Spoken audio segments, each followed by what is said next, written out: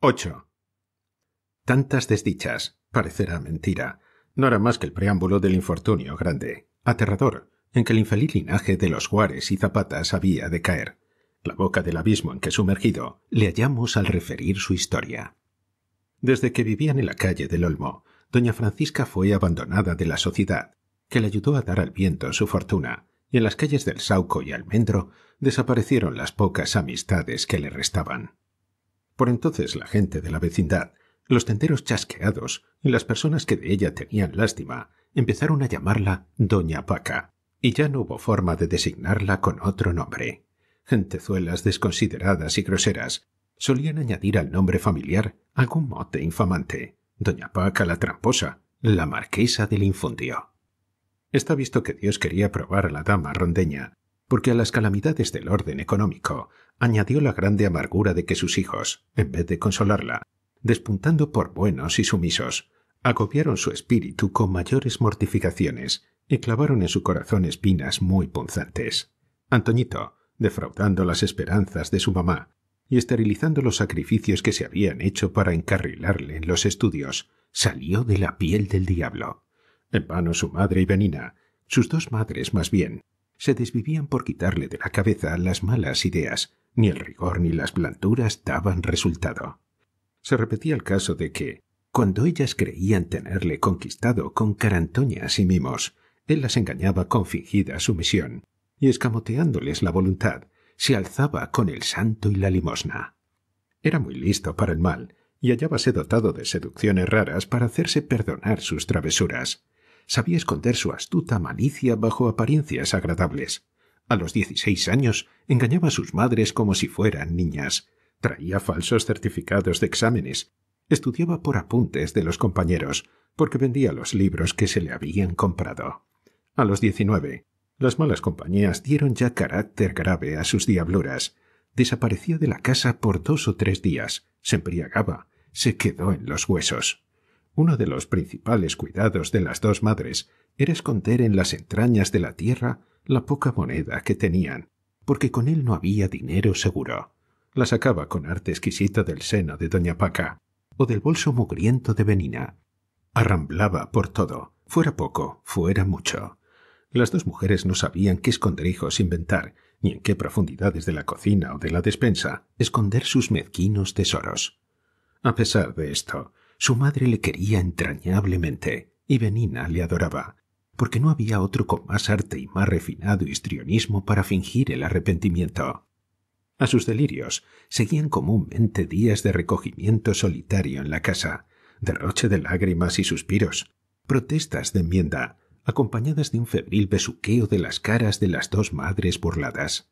El blando corazón de éstas, engañado por tan bonitas demostraciones, se dejaba adormecer en la confianza cómoda y fácil, hasta que, de improviso, del fondo de aquellas zalamerías, verdaderas o falsas, saltaba el ladronzuelo, como diablillo de trampa en el centro de una caja de dulces, y, otra vez el muchacho a sus correrías infames, en las pobres mujeres a su desesperación. Por desgracia o por fortuna, y vaya usted a saber si era fortuna o desgracia, ya no había en la casa cubiertos de plata ni objeto alguno de metal valioso. El demonio del chico hacía presa en cuanto encontraba, sin despreciar las cosas de valor ínfimo, y después de ramblar por los paraguas y sombrillas, la emprendió con la ropa interior, y un día, al levantarse de la mesa, aprovechando un momento de descuido de sus madres y hermana, escamoteó el mantel y 2 servilletas. De su propia ropa no se diga.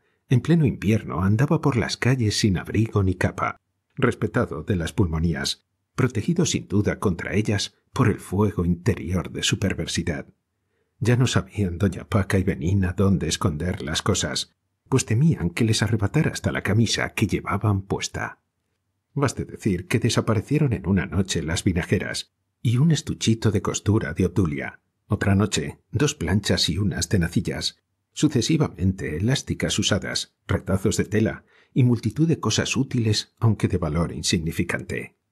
Libros no había ya en la casa, y doña Paca no se atrevía ni a pedirlos prestados, temerosa de no poder devolverlos. Hasta los de misa habían volado, y tras ellos, o antes que ellos, gemelos de teatro, guantes en buen uso y una jaula sin pájaro.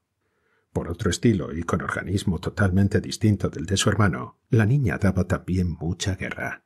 Desde los 12 años se desarrolló en ella el neurosismo en un grado tal que las dos madres no sabían cómo templar aquella gaita. Si la trataban con rigor, malo; si con mimos, peor.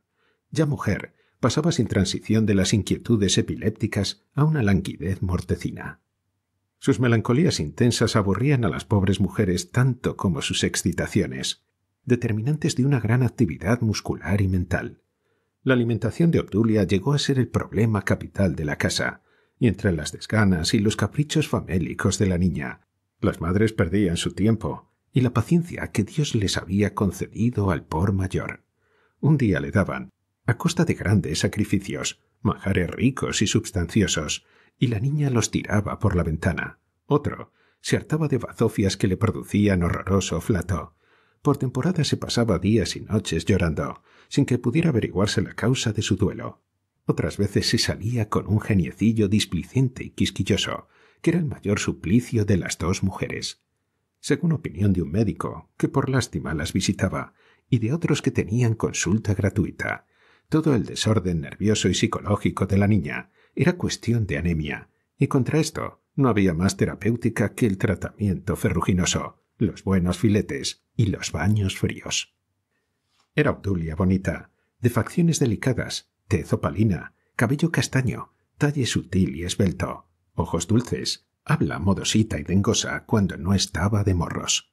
No puede imaginarse ambiente menos adecuado a semejante criatura, mañosa y enfermiza, que la miseria en que había crecido y vivía. Por intervalos se notaban en ella síntomas de presunción, anhelos de agradar, preferencias por estas o las otras personas, algo que indicaba las inquietudes o anuncios del cambio de vida, de lo cual se alegraba doña Paca, porque tenía sus proyectos referentes a la niña. La buena señora se habría desvivido por realizarlos si Obdulia se equilibrara, si atendiera al complemento de su educación, bastante descuidada, pues escribía muy mal e ignoraba los rudimentos del saber que poseen casi todas las niñas de la clase media. La ilusión de doña Paca era casarla con uno de los hijos de su primo Matías, propietario rondeño, chicos guapines y bien criados, que seguían carrera en Sevilla y alguna vez venían a Madrid por San Isidro. Uno de ellos, Currito Zapata, gustaba de Obdulia. Casi se entablaron relaciones amorosas, que por el carácter de la niña y sus extravagancias melindrosas no llegaron a formalizarse. Pero la madre no abandonaba la idea, o al menos, acariciándola en su mente, con ella se consolaba de tantas desdichas. De la noche a la mañana, viviendo la familia en la calle del Olmo, se iniciaron, sin saber cómo, no sé qué relaciones telegráficas entre Obdulia y un chico de enfrente, cuyo padre administraba una empresa de servicios fúnebres. El bigardón aquel no carecía de atractivos, estudiaba en la universidad y sabía 1000 cosas bonitas que Obdulia ignoraba, y fueron para ella como una revelación. Literatura y poesía, versitos, 1000 baratijas del humano saber, pasaron de él a ella en cartitas, entrevistas y honestos encuentros. No miraba esto con buenos ojos doña Paca, atenta a su plan de casarla con el rondeño, pero la niña, que tomado había en aquellos tratos no pocas lecciones de romanticismo elemental, se puso como loca viéndole contrariada en su espiritual querencia. Le daban por mañana y tarde furiosos ataques epilépticos, en los que se golpeaba la cara y se arañaba las manos, y por fin, un día Benina la sorprendió preparando una ración de cabezas de fósforos con aguardiente para ponérsela entre pecho y espalda. La marimorena que se armó en la casa no es para referida. Doña Paca era un mar de lágrimas. La niña bailaba al zapateado, tocando el techo con las manos, y Benina pensaba dar parte al administrador de entierros para que, mediante una buena paliza u otra medicina eficaz, le quitase a su hijo aquella pasión de cosas de muertos, cipreses y cementerios, de que había contagiado a la pobre señorita. Pasado algún tiempo, sin conseguir apartar a la descarriada Obdulia del trato amoroso con el chico de la funebridad, consintiéndoselo a veces por vía de transacción con la epilepsia y por evitar males mayores, Dios quiso que el conflicto se resolviera de un modo repentino y fácil. Y la verdad, con tal solución se ahorraban unas y otros muchos quebraderos de cabeza, pues también la familia fúnebre andaba a mojicones con el chico para apartarle del abismo en que arrojarse quería. Pues sucedió que una mañanita la niña supo burlar la vigilancia de sus dos madres y se escapó de la casa. El mancebo hizo lo propio.